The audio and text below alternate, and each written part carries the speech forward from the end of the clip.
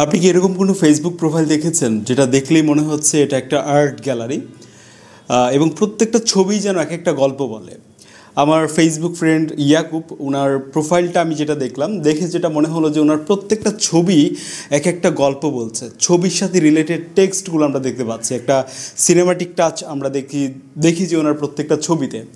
এখন কথা হচ্ছে, আপনিও যদি চান এই ধরনের টেক্সট আপনার ছবিতে অ্যাড করতে, তাহলে সেটা আপনি কিভাবে করবেন? সে তো প্রফেশনাল একজন ফটো এডিটর বা ডিজাইনার। সো আপনি যদি চান ফোন দিয়ে করতে, তাহলে সেটা কিভাবে সম্ভব? ফোনে একমাত্র পিক্সেল ল্যাব অ্যাপেই কাস্টম ফন্ট ইনস্টল করা যায়। সো আপনাকে পিক্সেল ল্যাব অ্যাপ ইউজ করতে হবে এবং আরও কিছু ব্যাপার আপনাকে খেয়াল রাখতে হবে। অনেকের হতে পারে যে পিক্সেল ল্যাবে ফন্ট ইনস্টলেশনে বিভিন্ন প্রবলেম হচ্ছে। এক্ষেত্রে আপনি যেটা করতে পারেন যে রিসেন্টলি আপনার হাইপিক অ্যাপটা খুবই পপুলার। এই হাইপিক অ্যাপের মধ্যে কিন্তু আপনারা ডিফল্ট অবস্থায় অনেক ফন্ট পেয়ে যাবেন।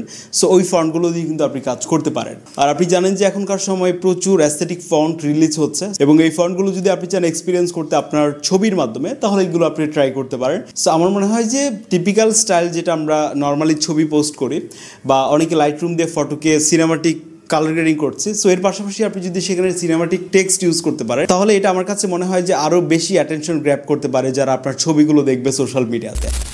প্রথমে আমরা লঞ্চ করব আপনার light room app. So light room অ্যাপে এসে আমরা আমাদের এই ফটো নিয়ে যেহেতু কাজ করব, তো আমাদের এখানে কিছু প্রিসেট আছে। যেমন আমি এটা এসে এখানে আপনার কপি করলাম সেটিংসগুলো, তারপর ব্যাক করলাম, এরপর আমার এই ছবিতে যাব, গিয়ে এই ছবিটাতে এটা পেস্ট করে দেবো। এই প্রিসেটগুলো লিঙ্ক ডেসক্রিপশন বক্সে দিয়ে দিব, আপনারা যদি চান ইউজ করতে পারেন। এখন আমরা এখান থেকে এটাকে সেভ করে ফেলবো। সো কালার গ্রেডিংটা করে নিলাম, করে নিয়ে হচ্ছে আমরা এখান থেকে ছবিটাকে সেভ করে ফেললাম। এরপর আমরা যেটা করব যে পিক্সেল ল্যাব অ্যাপ এটা ইউজ করব। 3 ডট থেকে হচ্ছে আমাদের ফটোটাকে নিয়ে আসবো এখানে আনার পর আপনি জানেন যে এখানে টেক্সট, এই টেক্সটটা আমরা প্রথমে ডিলিট করে দিলেই সুবিধা হয় আমাদের জন্য লিখতে, কারণ এখানে কিছু ব্যাপার আছে। সো টেক্সট আমরা সরিয়ে নিলাম। এরপর এখান থেকে আমরা যাব হচ্ছে গ্যালারিতে গিয়ে এরকম একটা পিএনজি অ্যাড করব। এই পিএনজিটা আমি ডেসক্রিপশন বক্সে দিচ্ছি, আপনারা বিভিন্ন ফটোতে এটা ইউজ করতে পারবেন। তো এটা এখানে পজিশন করার পর আমরা এটা বরঞ্চ উপরের দিকে রাখি। তো এখানে ক্লিক করে আমরা চলে যাব হচ্ছে এটা কালার চেঞ্জ করতে। সো কালারটা চেঞ্জ করে নিলাম। আমরা এখানে প্লাসে ক্লিক করে ফটোর যে পুরো এনভায়রনমেন্ট এটার সাথে রিলেটেড একটা কালার আমরা এখান থেকে পিক করব। তো এখান থেকে আমরা এই কালারটা নিচ্ছি, ছবির যে থিম এটার সাথে এই কালারটা যাচ্ছে, একটু ডিপ করে দিচ্ছি। এখন এটাকে আমরা হচ্ছে ঘুরিয়ে উপরের দিকে নিয়ে আসি, এটার এখানে মনে হয় ভালো লাগবে। তারপর এখান থেকে যাব আবারও টেক্সট অ্যাড করব নতুন করে এই লেয়ারের উপরে। তো এখানে আমরা যে টেক্সট লিখব তার আগে আমরা একটু চ্যাট জিপিটির হেল্প নিব। এই ছবিটাকে আমরা চ্যাট জিপিটিতে যদি আমরা যদি ইম্পোর্ট করে যদি বলি যে এখানে আমরা কিছু সিঙ্গেল ওয়ার্ডের টাইটেল ইউজ করবো ইংলিশে, সো তুমি আমাকে বেশ কিছু টাইটেল ওয়ার্ড সাজেস্ট করো। সো এআই আমাদেরকে দিয়েছে, তার মধ্যে একটা পিক করবো এখান থেকে। তো এটা আবার হচ্ছে আমরা এখানে গিয়ে ম্যানুয়ালি লিখে দিলাম, যেটা হচ্ছে ফোকাস। তো এইটা লেখার পর আমরা হচ্ছে এটা এখানে পজিশন করব। আর এইখানে আমাদের এই যে ডিফল্ট ফন্ট আছে, এই ফন্ট আমরা চেঞ্জ করে নিব এখান থেকে অফকোর্স। সো আমরা এখান থেকে যে ফন্ট ব্যবহার করব মাই ফন্টস থেকে। তো ফন্ট ইনস্টলেশনের প্রসেসটা আপনাদেরকে একটু দেখিয়ে দিচ্ছি। সো আপনি যদি গুগলে সার্চ করেন ফন্ট 2025, তাহলে আপনি হচ্ছে আমরা বিভিন্ন পোস্ট পাচ্ছি বা হচ্ছে বিভিন্ন ওয়েবসাইট পাবেন। যেমন আমরা এখানে চলে আসছি, এখানে বেশ কিছু ফন্টের কালেকশন আছে। সো আমরা এখান থেকে ফন্টের নামটা জাস্ট কপি করে নিচ্ছি।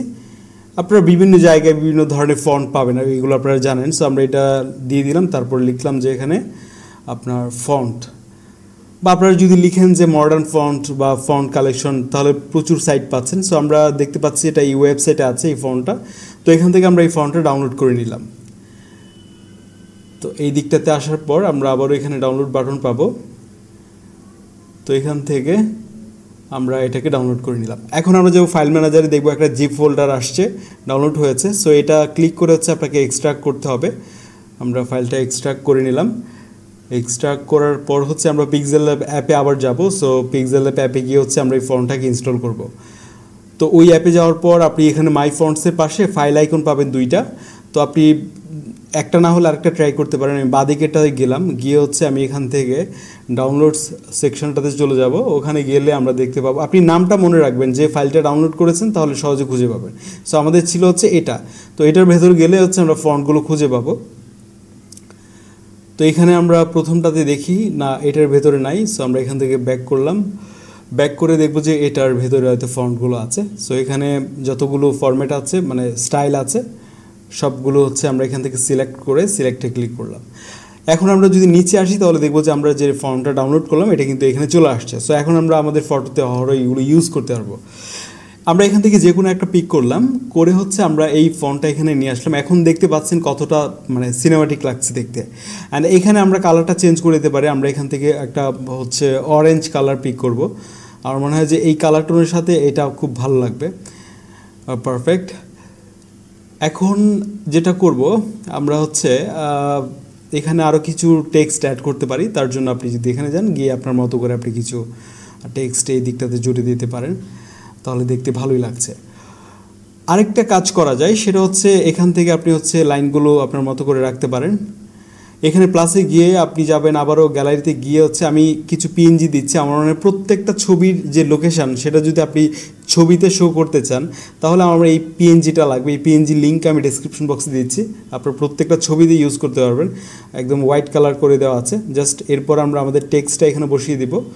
আর যেহেতু লোকেশান দিয়েছেন এখানে আপনি ডেটটাও দিয়ে দিতে পারেন, কারণ ছবির সাথে ছবির ডেটটা অনেক ইম্পর্টেন্ট। আমার মনে হয় যে এটা অনেক মেমোরেবল হতে পারে ইন ফিউচার।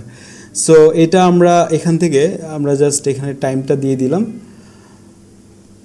এই দিকটাতে এসে আমরা হচ্ছে এটাকে এই পাশটাতে রাখবো। সো এখন আমরা যেটা করব, এখান থেকে আমরা এটা জুম আউট করে আমরা সেভ করে ফেলবো। মোটামুটি আমাদের কাজ কমপ্লিট হয়ে গেছে। আর কিছুই করেনি, কাজ করলে আপনি আরও বহু ধরনের কিছু করতে পারেন।